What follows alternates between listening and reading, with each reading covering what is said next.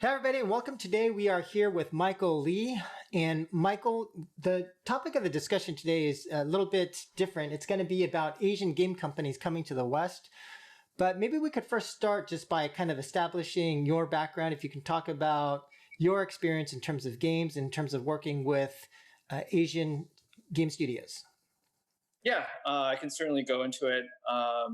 Like Joe said, my name is Mike. I've been working in the mobile games industry for probably about 8 years or so. Um, you know, previous companies were, Disney Interactive, Netmarble, SEGA, Glue, previously at Crunchyroll Games. So those are some of the, different types of companies I've worked at, both Western and Asian. So definitely have a lot of experience really understanding the nuances of how both types of companies run. But yeah, looking forward to chatting more about this topic that I'm really passionate about. And maybe we could first start by just talking about the differences between, so you worked at Netmarble, which is Korean, Yeah. SEGA, Japanese, and so on and so forth. But between those two countries, do you notice any differences in terms of like approach or how they think about Western markets? Yeah, so I would say I would start off with the Korean market first, right? So on the Korean side, I think their mentality is one, they have a background with, MMORPGs, PC gaming, kind of almost similar to China. But I would say that it's a little bit more refined and they're a little bit more aggressive than Japanese counterparts. Um, the way they think about going into the West is really thinking about adaptability. So if you think about Korean culture in general, right, surrounded by on the Western side you have China, right, and on the the Eastern side you have Japan, and so historically they've actually had to fend off both, and they've also been culturally had influences by both as well. So adaptability and speed are really some of the big things about Korean publishers that are a little bit more different than Japanese publishers, which tend to be much more, um, I would say, in my honest opinion, a little bit slower, a little bit more consensus driven. Um, and generally speaking, they're making games obviously for the Japanese market. I mean, Korean market as well, right? They're making games for the Korean market, but I think because of that MMO PC type of experience, that is a much more broad genre across that can translate easier to Western markets. Okay, and in your experience, how do you think they have approached thinking about the kinds of content to bring to the West? So I think with Korean games, you probably see a mix of MMORPGs and anime look and feel type games. So I would say that's kind of the specialty that they bring to the Western market. Uh, Japanese games, right, tend to be almost pure anime. You don't really get a lot of MMORPGs. It's not really in their blood to, have those kind of socially open, type games. I would say the monetization schemes are a little bit different, a little bit more aggressive on the Korean side, where you have more randomization of gotchas. So, for example, you'll do a gotcha, right? But maybe you'll have a certain percent chance of, fail or success, right? So there's like an additional layer of gotcha on top of that. You do see more guild and real-time PvP oriented features in Korean games, whereas Japanese games tend to be much more single player oriented. And if there's any multiplayer, it's very asynchronous, or you're playing against kind of a computer bot. So I think that's why Korean games tend to have a lot more success in the Western market, is just because their features are a lot more social. And I think Western gamers, especially if you've played MMORPGs, or you've played kind of real-time battle games, right, especially with like the popularity of League, you're much more used to those types of things as a Western player. Right. And in terms of like the decision making process, so not only like the types of content to bring over, but when you think about the the process to approve or to fund a new game coming to the West, how has that what does that process typically look like? Sure. I think for both Korean and Japanese type games, it can go either one of two ways, right? There's I would say I would say three ways. So the first way is, you have what's called a global one build, right? So let's say it's, launched in Korea and, Korea and worldwide first, right? So that means it's translated, localized, like there's not necessarily a separate build. Kind of like how Western game launches, will launch, worldwide, even into Japan, Korea, and just simply localize it. That's kind of the first way. And that's actually more on the rarer side, I'd say, for a lot of Asian games. Reason why is a lot of times, Korean and Japanese developers, they want to prove out the game in their market first before they actually, push it over to, the Western markets or expand to say like, Japan or Korea, China, etc. Second version is, they launch in Korea or Japan first, right? They see how the game actually performs, and then they will work on a build that is more Western or global oriented. So I think the difference between Korean and Japanese games that take this route is that Korean games tend to be much faster in terms of, or I would say Korean developers or publishers tend to be a lot faster in pushing out the next version of the global build. So maybe instead of it being, 1 year, 2 years, 3 years, etc., usually they'll push it out probably within 3 to 6 months of launch. Obviously, they need to see whether the game is successful, but they move very, very quickly, and I think they move a lot faster than Japanese companies. Japanese companies, right? If they're going to, push out a build, right, it's usually going to be for Japan first, and they typically don't have the resources or kind of the interest necessarily to go out to Western markets. Oftentimes, I think Japanese studios, they're a little bit more hesitant to expand. They want to find, a live ops partner to take their, source code and bring it over as a ported game. Very rarely do you kind of see them bringing it themselves, and also bringing it themselves in a very timely manner. It usually takes a lot more time to decide internally whether to bring it over or not. What are the resources, things like that. So that's kind of that's kind of the Korean and Japanese kind of publishing model when they're thinking about going out to the West. The West, generally speaking, to them is it's more operations oriented. It's not necessarily to build a brand or anything. It's like, hey, we can make some additional money, in the U.S. by putting out a ported version or having the live version as well. It's less about U.S. penetration and getting a ton of learnings or anything like that. It's more just how can we quickly make some cash, knowing that the builds, the Korean builds and the global builds are roughly the same. Yeah, I would argue that that's kind of the perspective now, right? But there was a time in which I would say both Japanese and Korean companies thought that the West could be a huge, big new business for them. We saw, even with Netmarble, big investments in Jam City, other big investments from other Korean companies made large investments, and they've kind of scaled that back a lot. And even when we were at SEGA, I mean, at least on the PC side, they've been successful acquiring studios and things of that nature, trying to get bigger successes. But I think what we've seen is, on the Korean side, probably the biggest success is a game like Summoner's War. On the Japanese side, I think currently Dragon Ball, those games have been quietly making really good money here. But besides those games, I think that I don't know. Would you consider Japan and Korea to have failed? Whereas I would say a lot of Chinese game developers, on the contrary, are actually finding a lot of success getting especially on the RPG side, gaining massive audience in the West.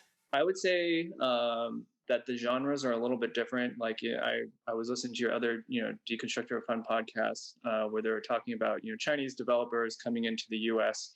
I would say that, those are obviously mostly 4X, style games.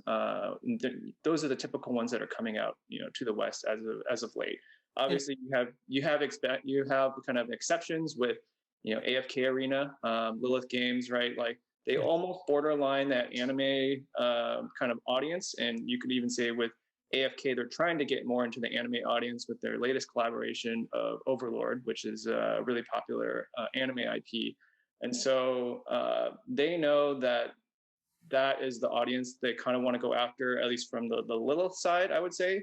But I would say for the other gaming companies from China that are trying to do more 4X type of stuff, your typical audience that's going to expect ported games, or typically it's the anime audience, they're not really going to play those 4X games. Like that genre is essentially for a more broad, you could almost say a broader audience, but I almost say a more core audience, like someone who's played kind of like the Machine Zone type games. I think that's kind of the sector that they're kind of going after. So I don't think it's necessarily the right lens in terms of thinking about it as like Chinese developers, Korean developers, and Japanese developers. They're all kind of tackling different segments of a core market in the US. Yeah, although I guess I would argue with you in that I actually think that the Chinese developers have had a lot more success relative to Japan and Korea. So not just in 4X, not just IGG, not just Fun Plus, not just Lilith, but Lilith created the auto battle gotcha collection, right? The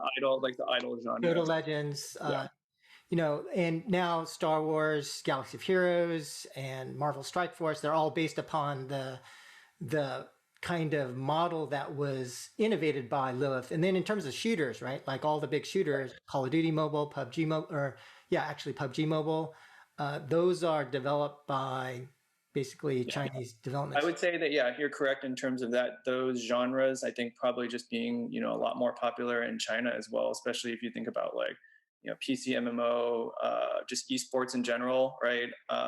Obviously Korea is, huge in esports as well.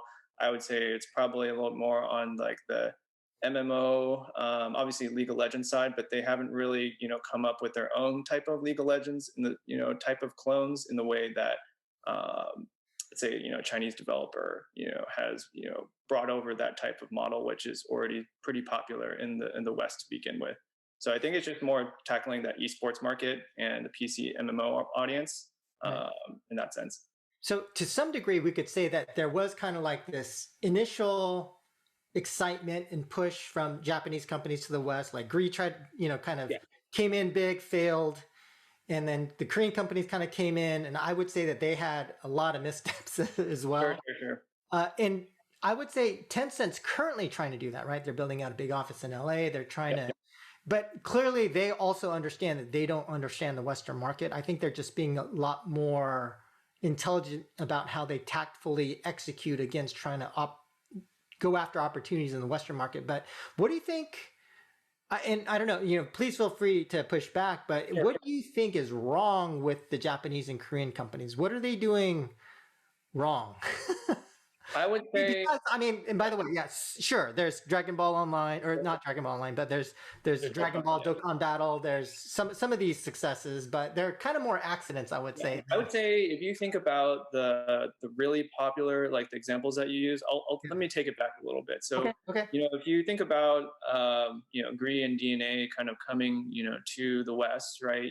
The first big popular game, I think, from DNA was Rage of Bahamut from Cygames, right? Like, the graphics weren't that great, but that was kind of the first like core RPG game that was top grossing for a pretty long time, maybe at least for a year or two, relatively speaking, when it wasn't expected that you'd have great graphics or anything like that. As long as you kind of had a core metagame, there was obviously a small audience, but a small audience with huge spending potential.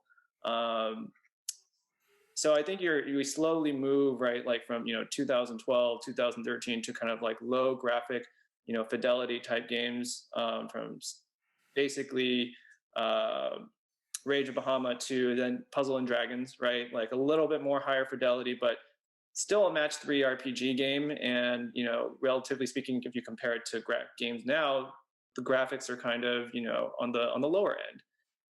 You didn't really have any sort of the major Japanese IPs, coming out with their own games, other than, let's say, like One Piece Treasure Cruise, right, which was an innovative game, and you would see it spike up in the top grossing charts every so often. But it wasn't necessarily kind of like the huge 3D immersive games that you see today, and that also has to do with just the technology in general on the the iPhone and Android devices at that point in time. So they're much lighter weight games in terms of graphical fidelity. A lot of the games like Summoner's War, Dokkan Battle, they're released in like 2014, 2015. So Been a while. um, yeah, so the audience that they capture, right, at that point in time, right, it's easier to capture that audience when there wasn't as much competition.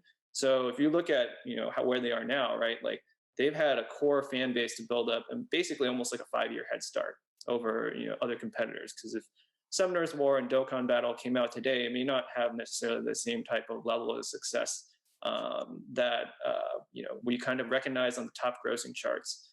I think that's a lot of times I think we forget, right? We forget that they were kind of the first mover advantages and that they secured a specific market when there wasn't a lot of high fidelity type anime style games. I think 2016, you really see the entrance of Netmarble coming in with, Marble Future Fight.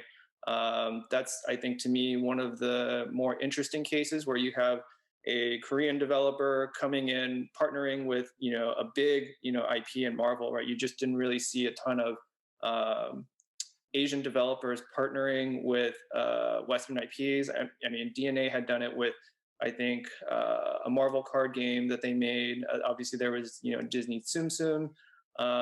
But I think that was the first time it was actually like almost like a global like build that came out at the same time, which you don't really even now today really see. But it basically took, what was called Creature Academy, which they partnered with Kabam, right, and applying that same, engine, right, that if it didn't have the Marvel IP on it, it may not have performed as well.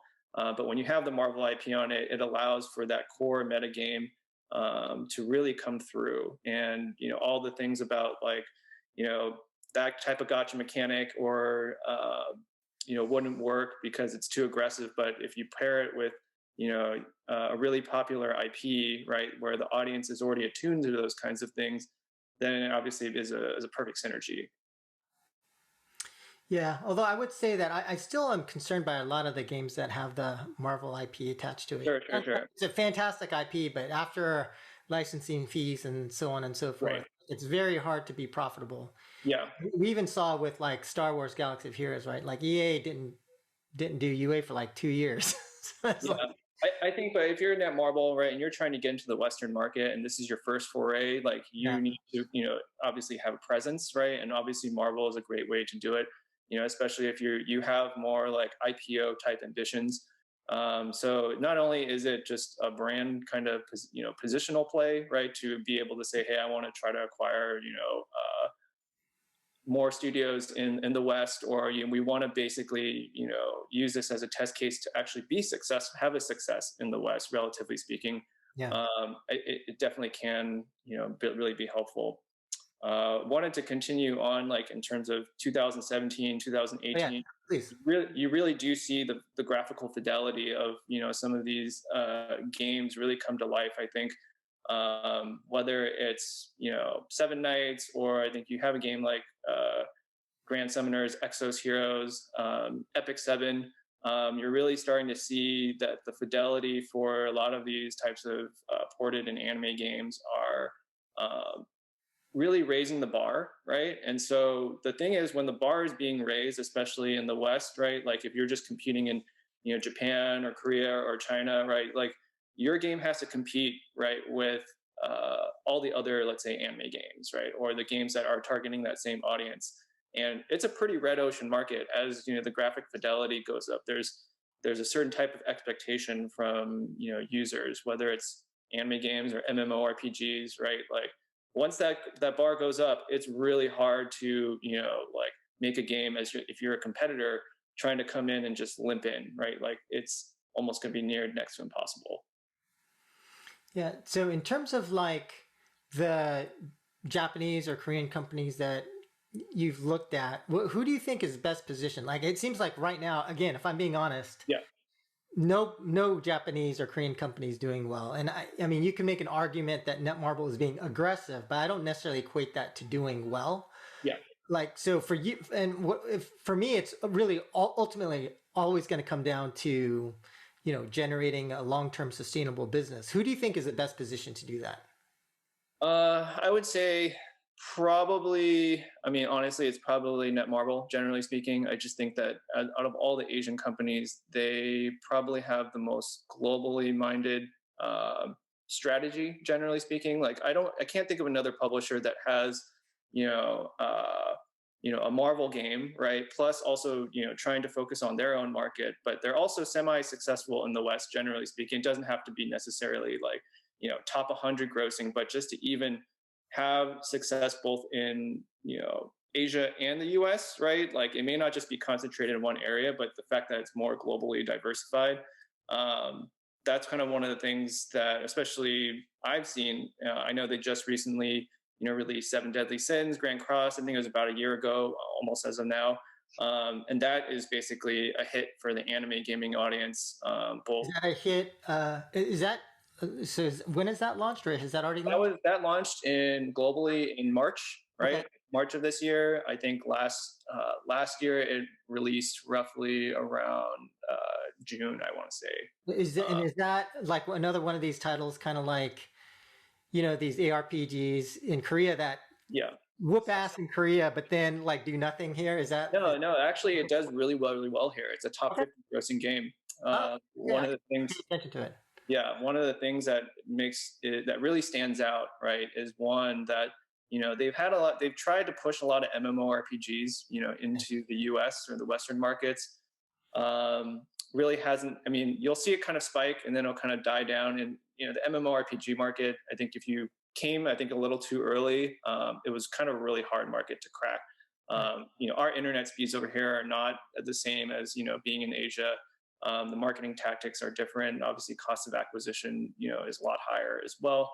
But really, I think what they've done is, they have taken those learnings of, MMORPGs, what worked, in the US, what didn't, right? And I almost equate it to like a kind of Kim Kardashian model, right? Where you had stardom and you apply up IP to it, appropriate IP, and then it takes off. So if you look at Seven Deadly Sins Grand Cross, it has a lot of MMORPG type elements. And you can tell it's like based off of like, hey, they took learnings from Lineage to Revolution and applied, an anime model or anime IP on top of it. And the thing about it is that they've always been very graphically impressive, right? Like you would not really expect a Netmarble game to have, terrible graphics. Like that isn't the question. So when you apply like, more of a core RPG kind of mechanic with the proper IP that attracts the types of users that are going to engage in that core mechanic. You don't really have to sacrifice anything. With Seven Deadly Sins, the graphics are pretty amazing in terms of when you see comments from on YouTube saying like, hey, these graphics are better than season 3 of the anime, right? You know that culturally speaking, you've shaken up, let's say, the anime gaming audience, right? And you look at, say, like Genshin Impact, right? That was another step above. And yes, it's coming from a Chinese developer, but it every single time that a new game comes out, right, it has to kind of take it to the next level. And I think a lot of the Japanese and Korean games, right, the way that the audience that plays their games is starting to trend. A lot of the games that are coming out, they're kind of expecting it more to be like a console level type of experience in terms of graphic fidelity. So if you're, let's say, a developer, right, that's kind of just starting out, it's going to be really hard to compete, especially when the expectation is, graphic level quality or console level quality. Right. For a lot of these kind of Korean and Japanese games. Yeah, and Mike, I didn't ask you too much about the Chinese guys, but yeah. In terms of, do you follow some of the Chinese developers and publishers? Yeah, so I think some of them, especially for like MiHoYo, right? Like obviously they had Honkai Third Impact. I think they also are really pushing the graphical quality, as well.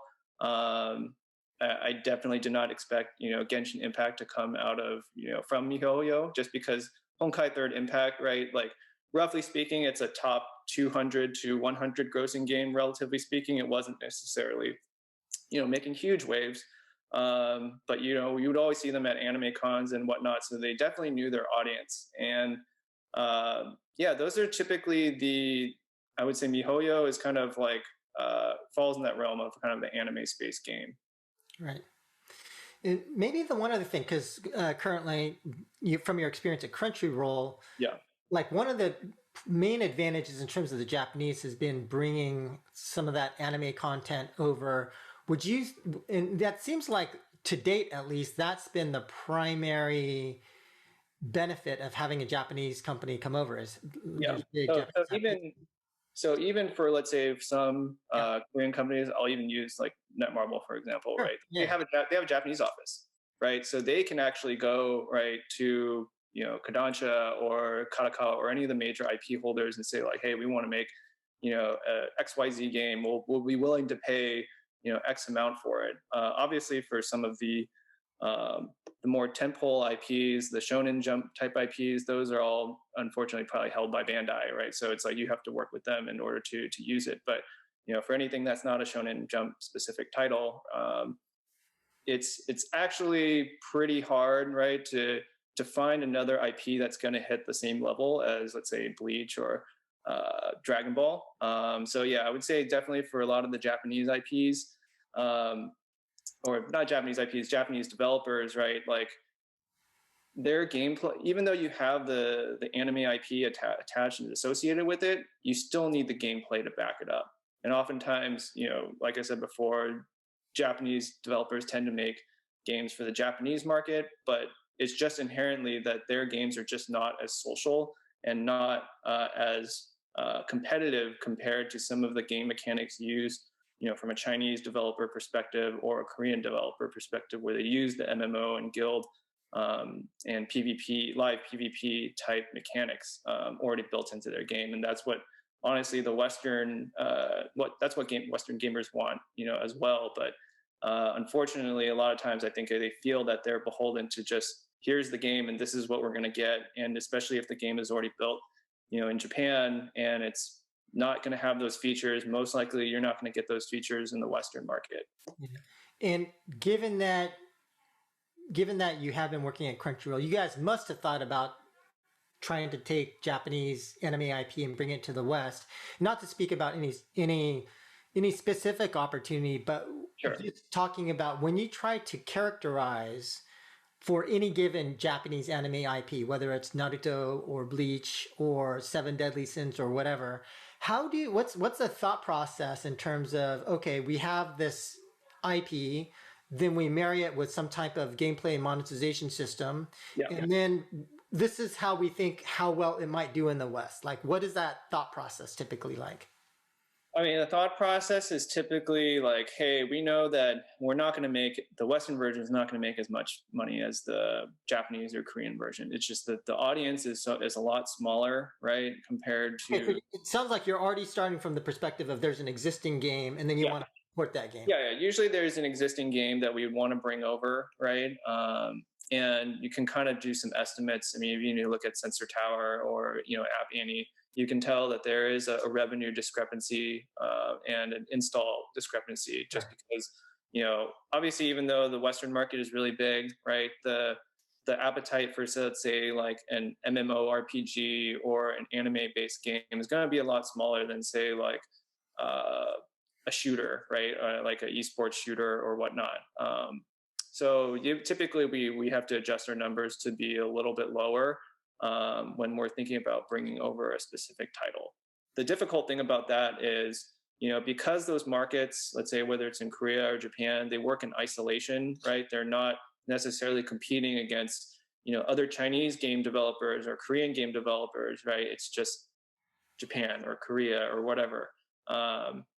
When a new entrant comes into the market, right? Like, or let's say because maybe it's a ported game, something that we're maybe thinking about bringing over, right? A newer version of that game is coming out, and it only maybe came out more recently in Japan or Korea, versus, let's say, if we're bringing over a game that was, out 2 years ago, right? Like, game models and stuff like that are going to be very different. So that's the kind of complicated part about, the ported game strategy, is that you don't necessarily know who else is bringing over, let's say, another ported game, or another live game that may have better features, maybe very similar to your game. And yeah, I would say that's probably one of the biggest difficulties in forecasting.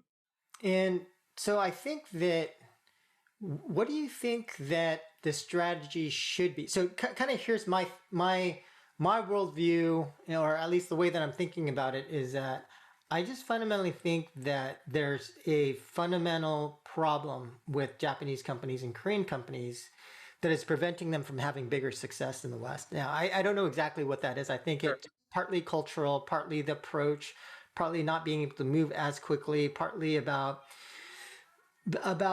trying to invest too much in proven concepts and competing against what was or what currently is rather than what's coming up next.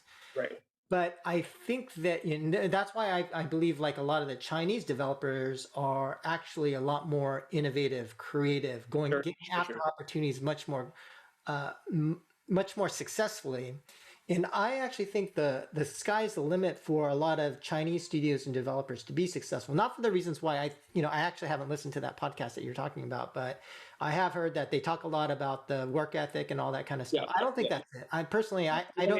mean, Korean and Japanese companies, they do 996 as well. It's maybe to a lesser degree, but I mean, they still work very. I have not seen that level of hard work, and dude, I visit a lot of Chinese game studios, so I don't know, whatever. I mean, I think there's talk, and then there's actually reality, and certainly, I'm sure there is some studio out there that's doing that. Or if you're trying to hit a deadline, sure, Yeah. but I don't buy that. I think it's more because a lot of the Chinese game studios are more entrepreneurial in nature.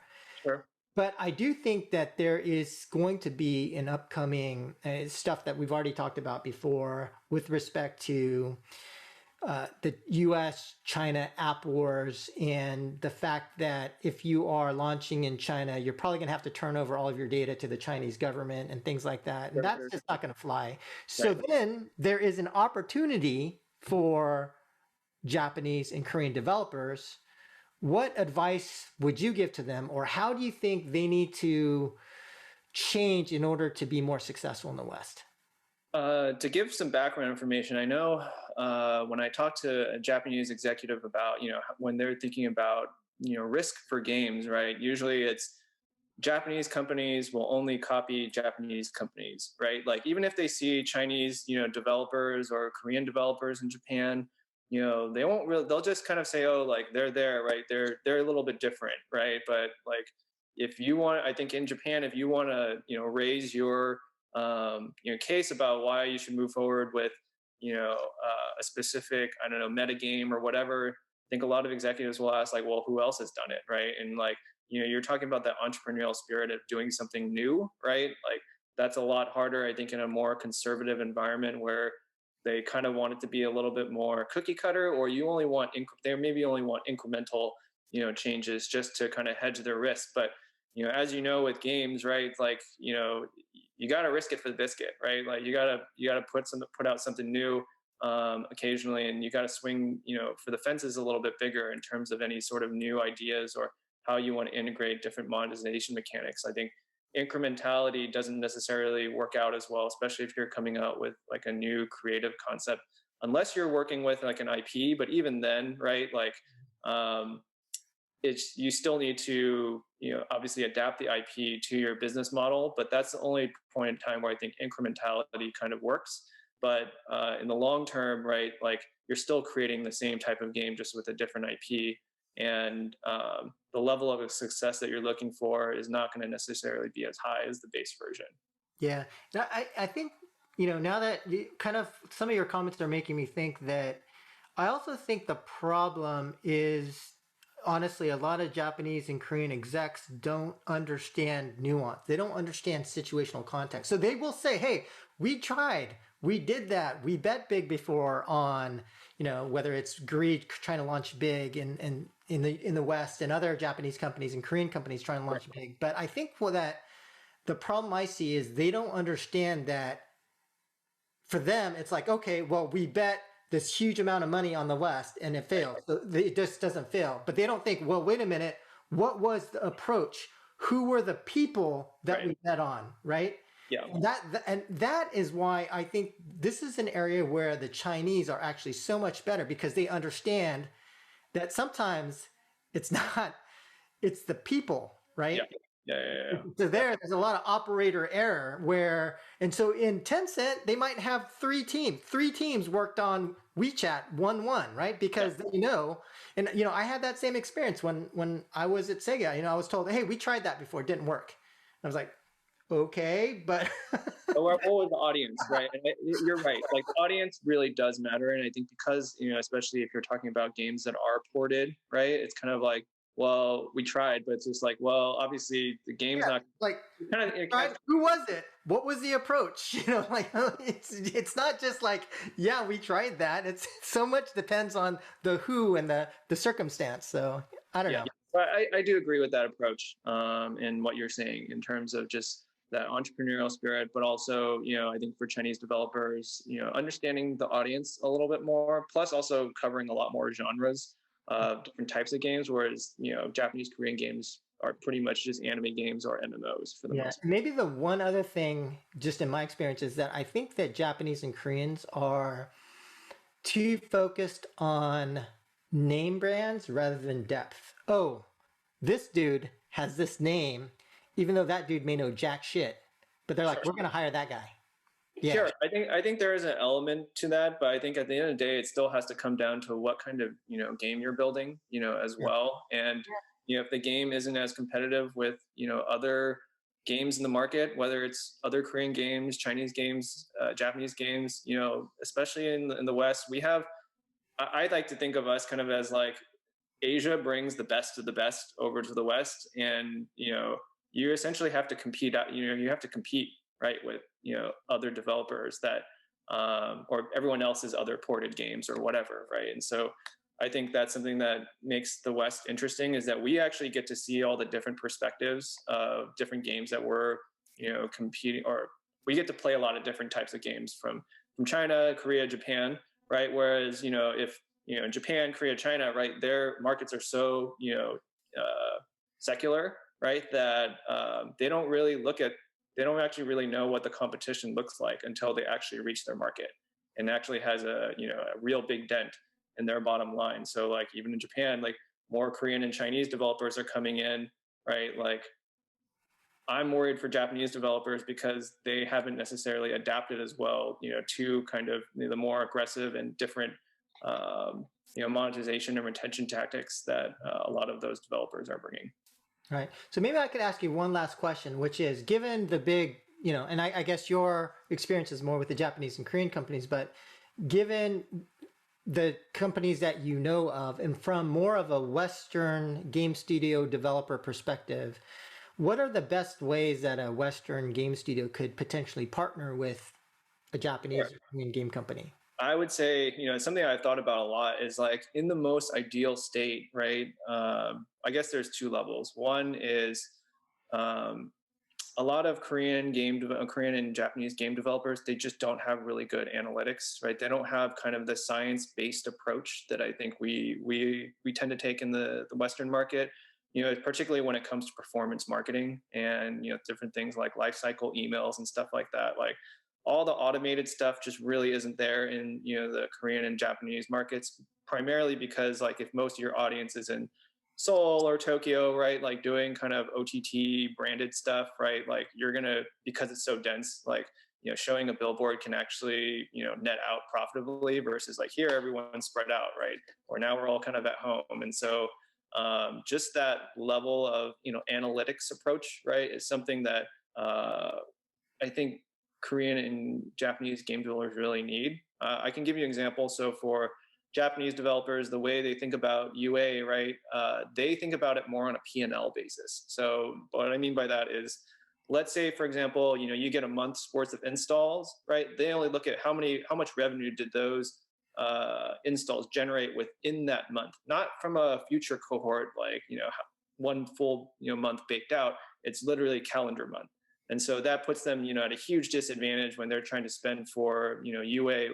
Yes, it's a little bit riskier to do kind of, PLTV or, spending on PROAS, but obviously we have better tracking systems, or if you're working at a more mature publisher, they have better tracking systems to say, like, hey, actually, like, it actually makes financial sense. But if you don't have that kind of analytics infrastructure baked into your studio or your publishing unit, then it's a lot harder to kind of be aggressive with the major players. I guess that's kind of the long kind of first part. I think the second part is really helping those types of developers in Japan and Korea be much more global.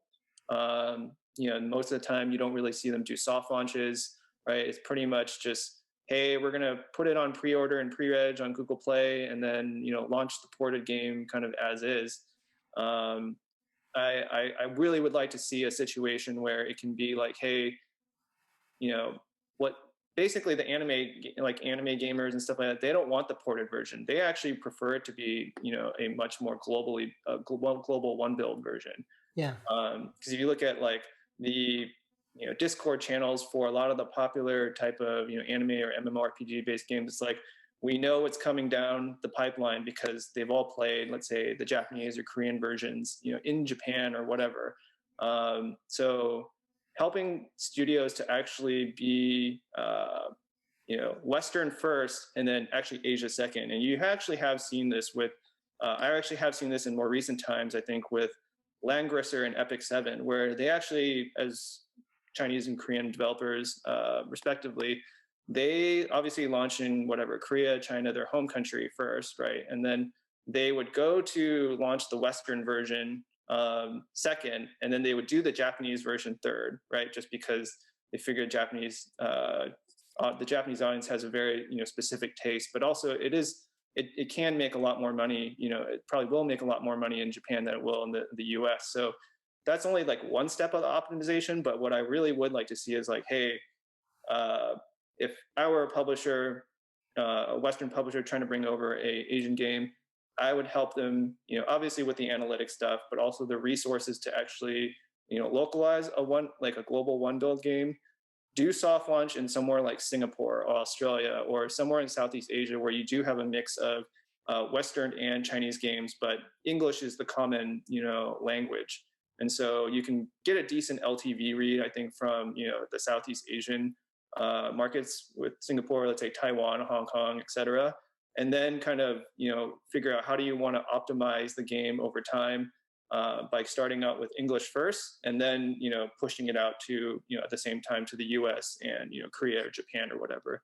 I think that would probably be the smartest and most analytical and thoughtful approach to doing it. But I know that a lot of times the big fear is that, hey, if this doesn't work in Japan, like our game is sunk, right? Or Korea, right? Like they need to justify it in their home country first. But I think that's where, a larger investment in Asian studios, I think from a Western perspective, would be great to diversify into that area because they do make a lot of good games. And I think the cost of the studios in Japan or Korea is probably a lot less than, what's in, let's say, the US. So that's something that I think a lot of, executives from the Western side haven't really thought about, probably because they don't really know too much about that specific market and kind of the developers that are involved and what that work culture and process is like. Got it. Actually, let me ask you one more question. Yeah. Since we were both at SEGA at the same time, and I personally still have a lot of love for SEGA. I would love to see SEGA whoop some ass in the West. So if you're thinking in the context of SEGA, and we don't have to necessarily limit it to mobile, but what do you think SEGA should do? And I actually interviewed Tom Kalinske recently, asked him the same question. But what should SEGA do to revive their business? Maybe more specifically with mobile, but you can speak more generally if you'd like. Sure. I think with SEGA, obviously they have a lot of IP, obviously with Sonic, much more popular in the West, but they do have, pretty, big mobile gaming, decently sized mobile gaming business in Japan as well. That's something that no one really talks about. Right. Whether it is Puyo Puyo Quest, or I think there's a Hatsune Miku game that just came out and is doing really well. There's also potentially a ReZero game, in Japan as well. So they definitely do touch upon, let's say, like the anime audience, right, on that side. And I think that's something historically that, SEGA hasn't really leaned into a lot, whereas, you can have success with, let's say, anime-based games, in the West, but, for whatever reason, always very hesitant to bring those over. And maybe it's because, a lot of Western publishers, or even maybe the Western publishing arms of the Japanese publishing or Japanese company don't actually really understand, the anime audience. And so I would say, for a nice shot in the arm, right? Definitely bring over, your titles that, have already done really well in Japan, and bring them over for what they are, because there's an audience that, wants, those same kind of authentic, anime experiences. So that would be my first push, I guess. Right. Yeah, and it's still a really strong brand. There's still a lot of love for the brand. So hopefully we'll keep our fingers crossed since Yeah, definitely. all right, cool. And with that, do you have any final messages for our audience, and if someone wanted to reach out to you, how could they get in touch with you? Yeah, so I think you can find me on LinkedIn. I'm also on Twitter as well. Those are the primary places that you can find me. I think with I'm really excited to see how Western publishers can really try to help Asian developers come over to the West. I think that's especially with, you hear a lot of the M&A talk and whatnot, and so I would like to see that kind of expand, to really bring kind of that Western analytical approach and investment into Asian developers that really do have great game ideas. They just need, a little bit more help in terms of bringing that over to the U.S.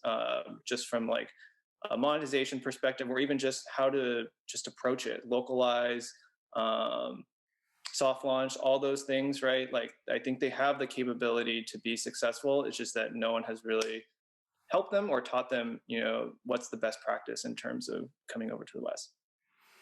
All right, cool. Well, Mike, thanks so much for your time, and that'll do it. Thanks. Thanks.